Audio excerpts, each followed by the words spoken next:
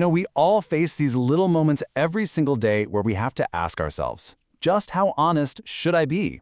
In this explainer, we're going to explore those tricky situations and, more importantly, learn the English words we need to actually talk about them. So, let's find out. We're going to build this whole explainer around a really interesting quiz. It's designed to make us think about those tough situations where telling the truth isn't so black and white. We'll explore some common dilemmas and learn the perfect words to describe the choices we make. So, here's our game plan. First, we'll look at the honesty question and get our basic vocabulary down. Then, we'll jump into some everyday dilemmas to see those words in action. After that, we'll talk about the line between lies. And finally, we'll wrap it all up with your vocabulary toolkit, a really handy summary of everything we've learned. Okay, so before we can even start to figure out how honest we are, we need the right words, right? This first part is all about building up our vocabulary. That way, we can handle these tricky social moments with a bit more confidence. I want you to think of these words as the tools in our honesty toolkit. Each one helps us describe a different shade of truth, or dishonesty. We're about to open this box and look at each tool, one by one, in some real-life situations. All right, let's put that new vocabulary to the test. We're going to walk through some of the scenarios from the quiz now. And as we go, I want you to really think about what you would do in each situation. Ah, a classic. We've all been there. Your friend spent time cooking for you. The food is, well, it's not great, but they're looking right at you, just waiting for a compliment. Do you tell the truth, or do you do something else? So, in this situation, the perfect word is pretend. If you put on a big smile and say, this is delicious, even though you can barely swallow it, you are pretending.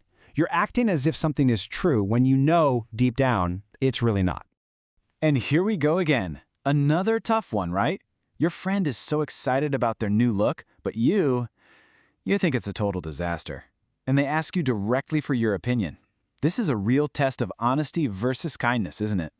The key word here describes how you answer, and that word is truthfully. It's an adverb, which means it describes the way you do something, in this case, how you speak. So, will you answer truthfully and say what you really think? Or maybe find a kinder, less truthful answer? Okay, the situation just changed a bit. This isn't just about someone's feelings anymore. This is about taking responsibility. You've broken something, it's valuable, and nobody saw you do it. What's your next move? And the phrasal verb we absolutely need here is to own up. To own up just means to confess, to admit it. To say, hey, I did that, it was my fault. It can be really hard to do for sure, but it's definitely the most honest thing to do in this situation. Okay, let's raise the stakes a little.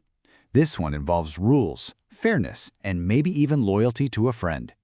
You know for a fact that someone cheated. Your teacher asks you about it directly.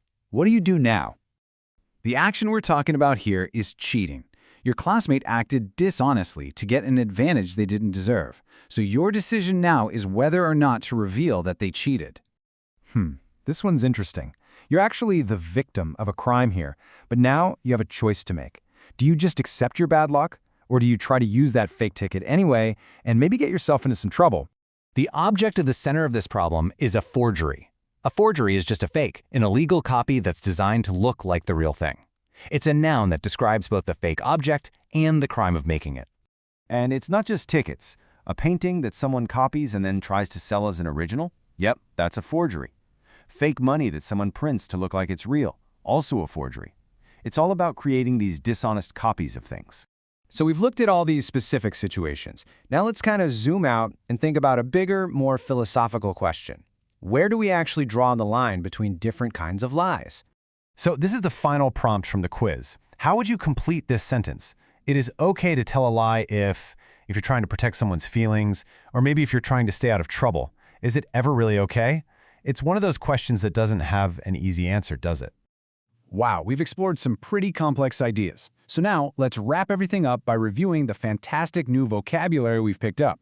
This is your toolkit for talking about honesty in English. Okay, let's do a quick review of our new toolkit. To pretend is to act like something is true. To speak truthfully is to speak honestly. To own up means to admit you did something wrong. To have cheated is to act unfairly to get an advantage. And a forgery is an illegal, dishonest copy. These are really powerful words for talking about honesty. And that's really the final thought I want to leave you with. Honesty is, well, it's complicated, but having the right words makes it so much easier to think about and to discuss. So now you have the vocabulary. The question is, how are you going to use it? Thanks for watching.